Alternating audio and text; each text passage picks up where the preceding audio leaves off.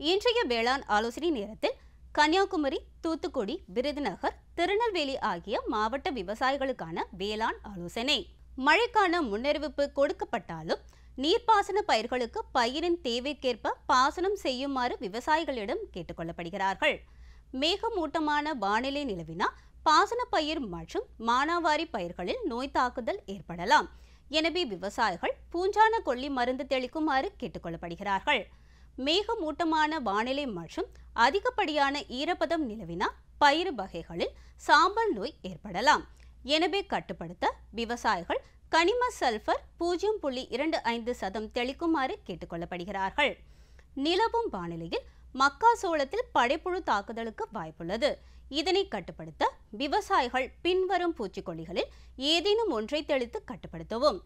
கைத்தளிப்பான் அல்லது பேட்டரியில் இயங்கும் அதிக அளவு நாப்சாக் தெளிப்பான்களை கொண்டு ஹெக்டேருக்கு 500 லிட்டர் மட்டுமே பயன்படுத்தவும். அல்லது எமாமெக்டின் பென்சோயேட் 5 SG 10 லிட்டர் தண்ணீருக்கு 4 கிராம் வீதம் தெளிக்கவும்.